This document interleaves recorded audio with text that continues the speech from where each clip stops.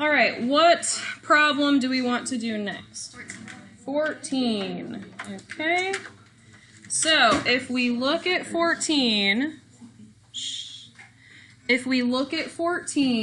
where should we be looking on our sheet?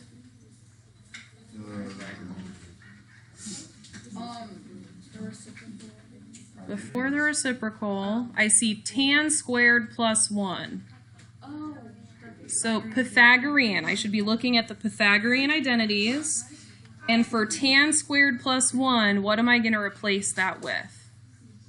Secant squared. Okay? So I'm going to take the bottom, I'm going to replace it with secant squared. Make sense why we're doing that? Okay. So take this, I'm going to keep the top the same.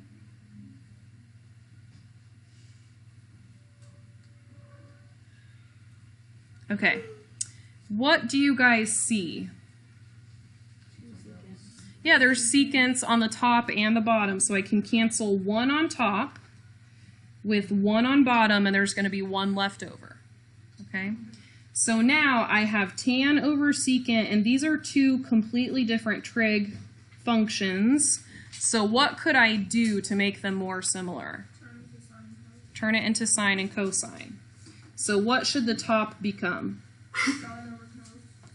Sine x over cos x. What should the bottom become? 1 over cos.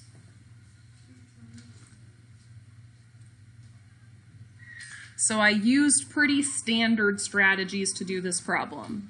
I saw a squared, so I used my Pythagorean identities. Then I could see different types of trig functions, so I turned it into sines and cosines. Now I have a fraction divided by a fraction, so I'm going to do another thing that's pretty standard. Keep, change, flip. So sine x over cos x times cos x over 1. Cancel the coses. It's going to be sine x.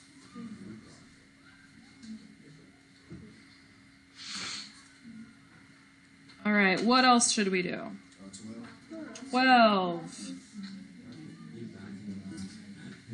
On number 12, do you guys see how that's very similar to our Pythagorean identities, but it's in the wrong order? Yeah, so if we look over here, our Pythagorean identities say 1 minus cos squared, not cos squared minus 1. So if it looks similar, but it's in the wrong order, how do we handle that? We switch the order, and then we're going to take out a negative, right? Okay, so we're going to say negative 1 plus cos squared, negative 1 plus sine squared. So we switch the order, and then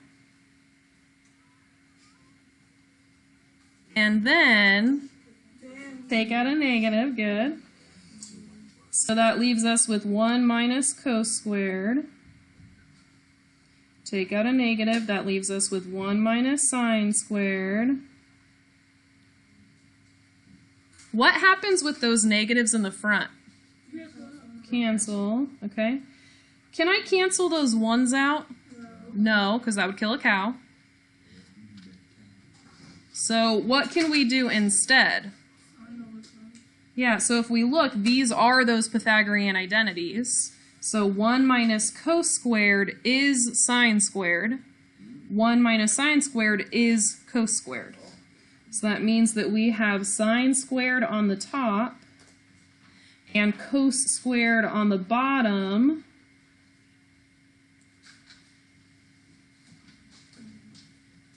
And sine squared over cos squared is tan squared. And so we're done. Yeah. Okay.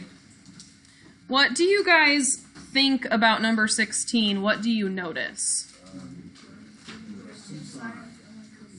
2 sines and 1 cosecant. What do we know about cosecant? It's actually 1 over sine. Go ahead and write sine 1 over sine minus sine. What do we do to get rid of parentheses? we distribute. So if I do sine times 1 over sine, that's a 1. Sine times 1 over sine cancels, so we get 1. What is sine times sine? So we have 1 minus sine squared, and that's cos squared.